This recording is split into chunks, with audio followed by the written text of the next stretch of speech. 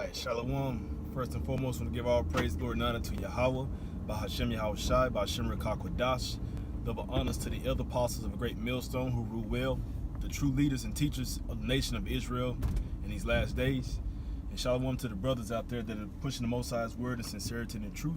Shalom to the sisters out there that support and subscribe wholeheartedly to the message of deliverance and salvation of Yahweh Bahashem Yahweh Shai. It's your brother Yum, GMS, Mississippi. Today I have a quick in-transit video just discussing plantation Christianity, because plantation Christianity was the so-called white man's means, mechanisms, and ways, one of his many ways, to take down the tribes. And who are the tribes? The so-called Negroes, the Latinos, the Native American Indians. He used plantation Christianity, which was a doctrine of man, as a force mechanism to overcome our people. Because he gave you God, he gave you your Jesus, he gave you your religion.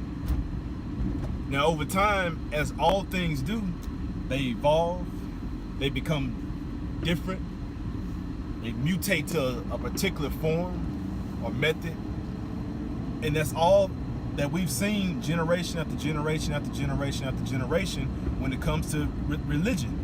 And when you look at that term religion, it comes from the Greek, or the Latin word actually, religio, which means to hold back or to constrain.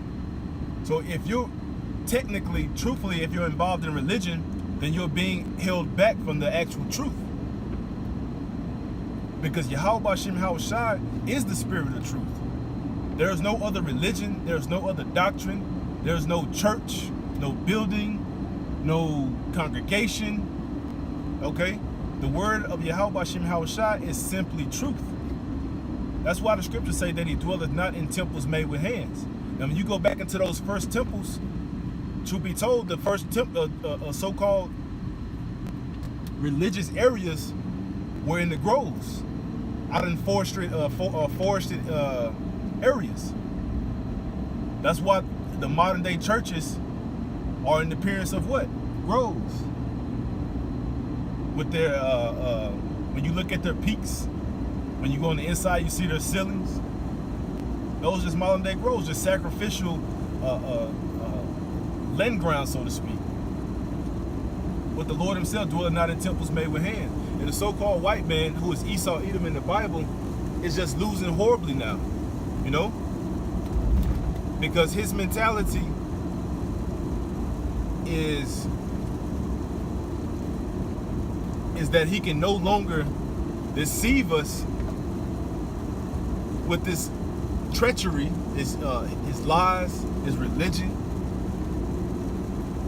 So now he comes in different shapes and forms of trickery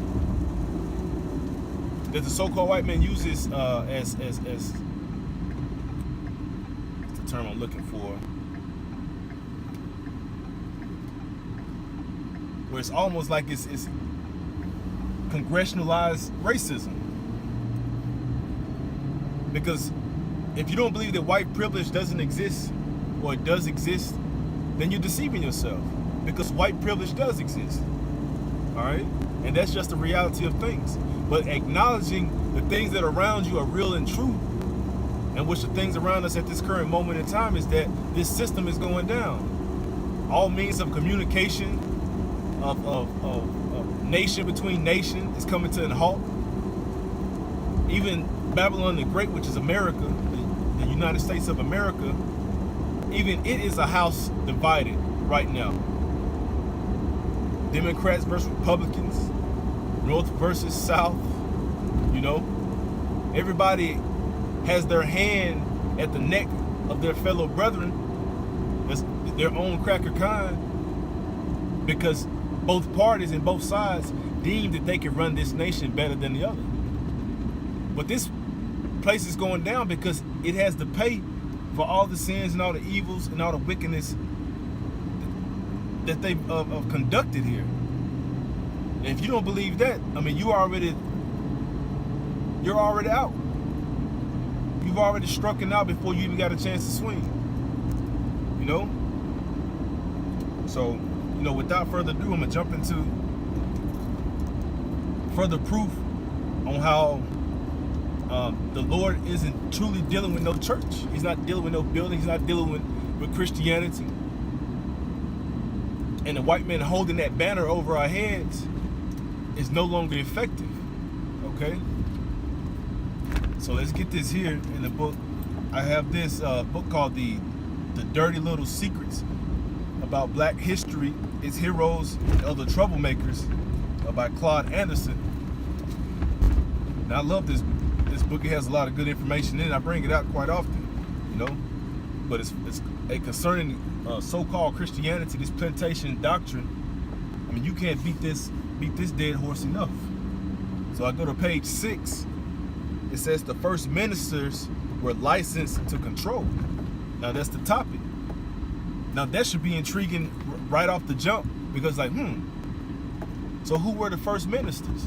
Who were these so-called first preachers and first pastors out there? It says, once white slave owners realized that religion could serve as an excellent mechanism to control slaves, they allowed field blacks to attend services as long as they were accompanied by a white overseer. Thus, what you have today is your 501c3 charter, where you're giving the license or the go-ahead, the green light, to proceed in your so-called ministry. But it's at the dealings and the doings of an overseer, which is your master. It says they allowed field blacks to attend services as long as they were accompanied by a white overseer, because owners did not want black field hands in their own churches. They built modest chapels for them on their plantations. So the so-called white man did not want you a part of their church, their congregation, but at the same time he's giving you a God to worship, which allegedly was his God to begin with. You see? So he's giving you God, he's giving you Jesus, but he's not allowing you to worship that God or that Jesus right alongside with him. You know?